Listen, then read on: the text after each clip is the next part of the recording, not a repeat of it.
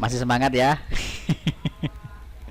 Ini adalah video yang kesekian kalinya. Mudah-mudahan teman-teman masih istiqomah ya, masih semangat untuk menyimak sampai akhir nanti sebelum teman-teman benar-benar menjadi ahli menggunakan aplikasi CorelDRAW. Sabar ya. Kita akan membahas mengenai freehand tool ya. Freehand tool di sini lumayan banyak ya macamnya. Di sini ada 2-point line, kemudian ada bezier, ada pen, ada B-spline, kemudian polyline dan seterusnya, banyak banget ya. Nah, di sini kita kupas satu persatu ya. Freehand di sini menggambar garis tunggal atau dan kurva secara bebas. Ya, shortcutnya adalah F5 seperti yang kita contohkan sebelumnya ya. Di sini tinggal klik saja, bebas ya, menggambar garis. Kemudian di freehand tool di sini ada 2-point line. 2-point line.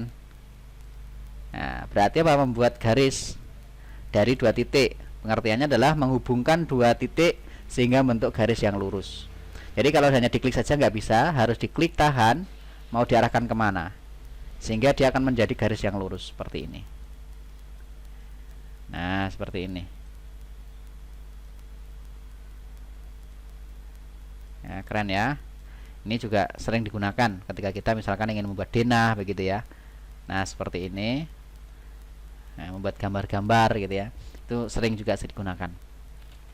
Kemudian berikutnya adalah bezier. Bezier di sini menggambar atau membuat sebuah awal titik garis, kurva atau bagian pada waktu yang bersamaan.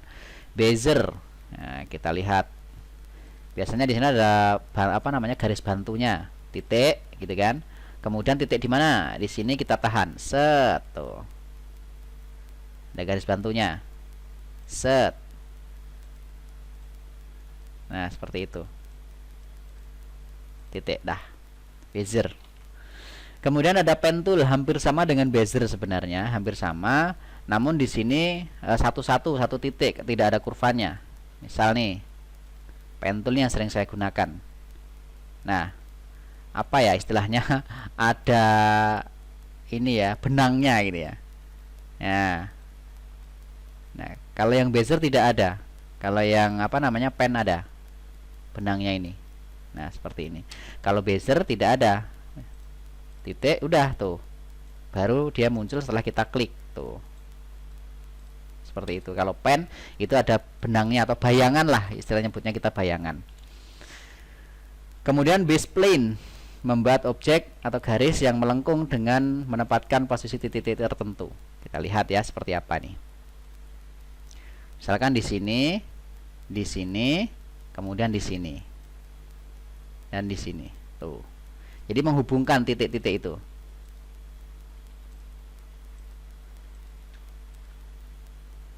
Nah, jadinya seperti itu.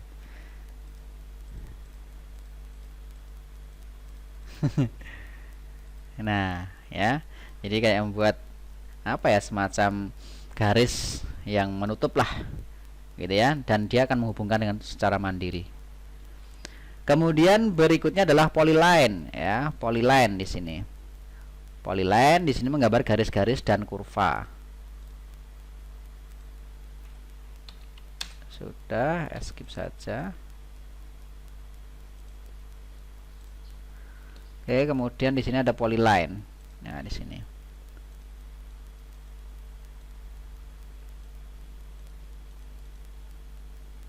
Nah, jadi kalau polyline itu mirip dengan pen dan freehand. Jadi kita bisa sekaligus, misalkan nih titik di sini, ya kan?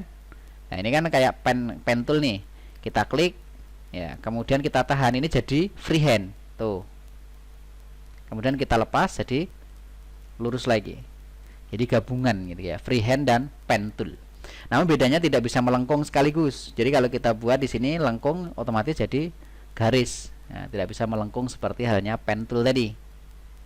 Kalau pen tool di sini melengkung langsung, tuh, melengkung langsung.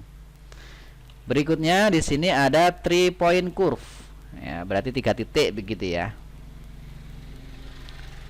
Misalkan di sini 1, nah 2, sini, jadi titik, tahan, taruh di sini, terus ditarik, klik, lepaskan. Yang membuat kurva lah, membuat kurva.